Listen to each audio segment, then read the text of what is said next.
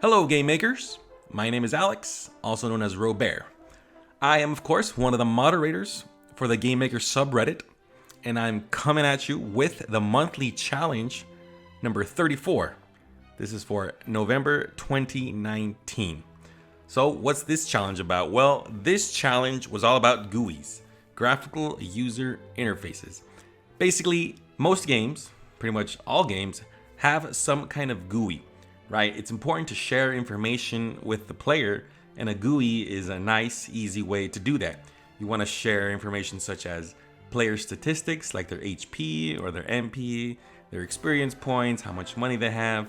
You also want to show maybe like a mini map in the corner of the screen. You want to show an inventory screen. You want to show a character screen, or even like an action bar to allow the player to see what skills are available, and to even allow them to cast spells, because GUIs aren't just static and informative. They can actually be also interactable.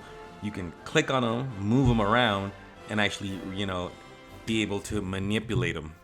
So that's what this challenge is about, basically implementing some kind of GUI. So naturally, we're going to want to use the Draw Gui event. Now, why is that? Well, because the Draw Gui event makes it easy for whatever you draw on the screen to stay on the screen, right? Because normally when you use normal draw events and draw commands, you're using room coordinates. So wherever you draw it, if you happen to move the view because you move your character or because you zoom in or out, then whatever you're drawing is going to get, moved off screen or get distorted. But if you use the Draw GUI event, then all that gets actually scaled and stays on screen regardless of where the view is in the room. So let's go ahead and jump in real fast. Actually, let's run the game first so we know what we're dealing with. As you can see, I've ripped a bunch of Dragon Quest sprites, the original Dragon Quest for the NES. So I'm gonna make the view a little bigger. Here we go. So what I have here is, of course, my character. Actually, I'm gonna move to a sub area.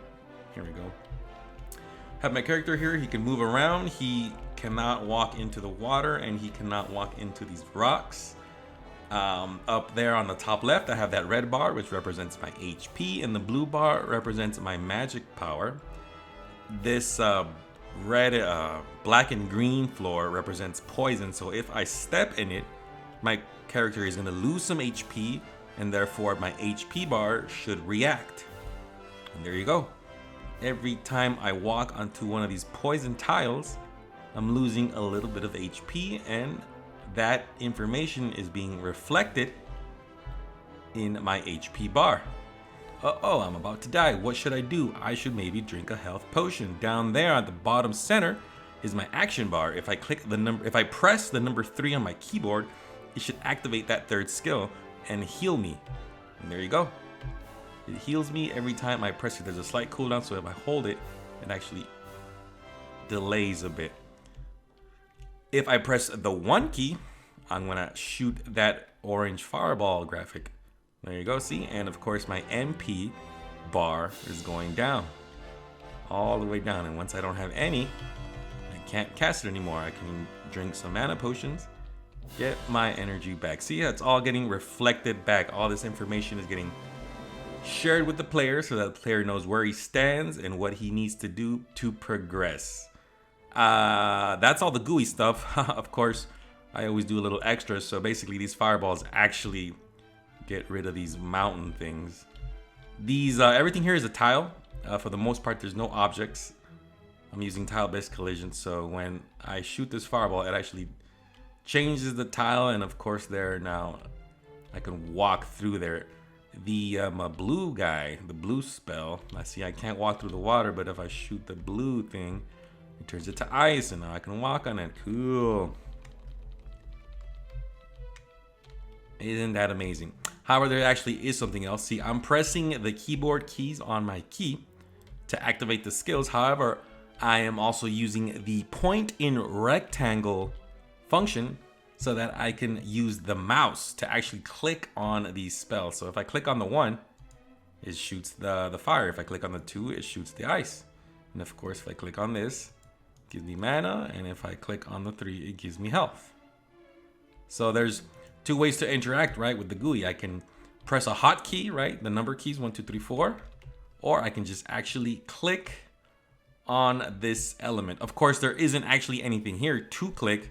I'm basically just using code and some logic to see where the mouse is, and if I'm clicking in the appropriate place, then I am activating this skill.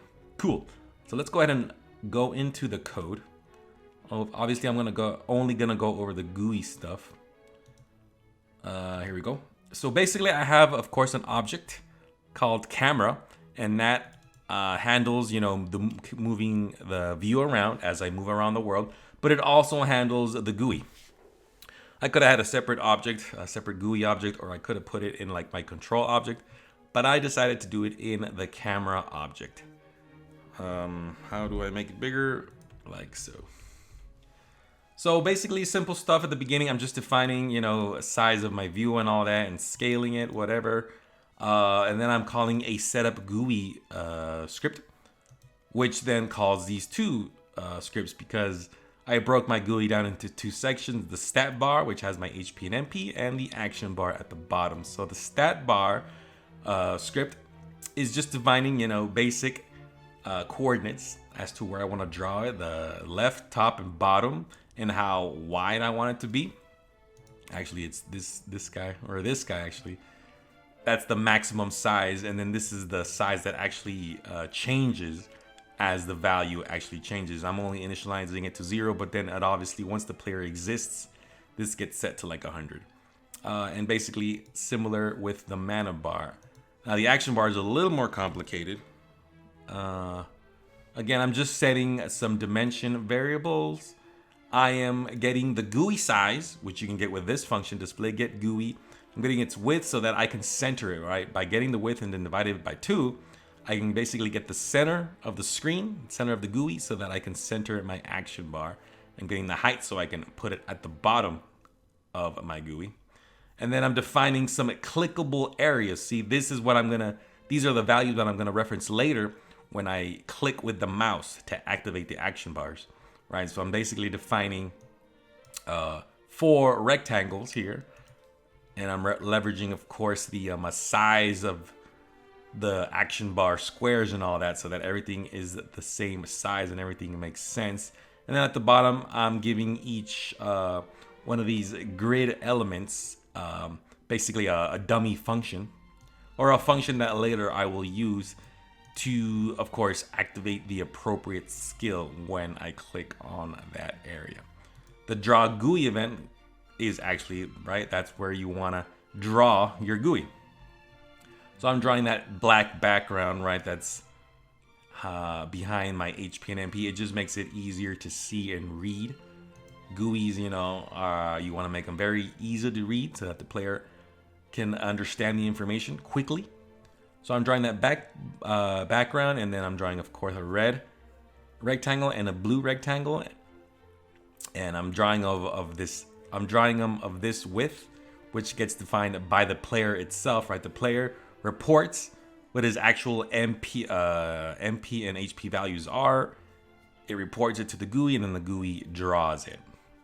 And then, of course, the action bar, again, I'm drawing another black rectangle behind it, like that.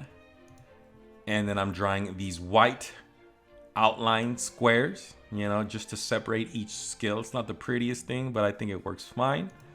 And then, of course, I'm drawing each one of those sprites. I'm drawing that circle spell icon, and then the potion icons. And of course, I'm again leveraging all that rectangle location coordinates, which, I set it back here. And like I've mentioned in previous videos, right, you want to avoid hard coding numbers in here, because it could get very confusing if you need to change, or very annoying if you ever have to change a value. You'd have to come in here and change it for all these. But since I just defined them over here in a separate script, if I ever need to change, make a square bigger, smaller, move it, shift it, I just change the values over here, and the Draw GUI event will reflect it very easily. And then, of course, I'm drawing those numbers 1, 2, 3, 4, so that you can be super sure which key you need to press to activate that skill. This update GUI is what I was mentioning before. When the player actually takes damage or uses mana or modifies his stats in some way, he himself calls this script, which then will update the GUI, right? So the GUI, of course, is being drawn every frame, but it's not necessarily updating the values every frame. I only update the values when they actually change.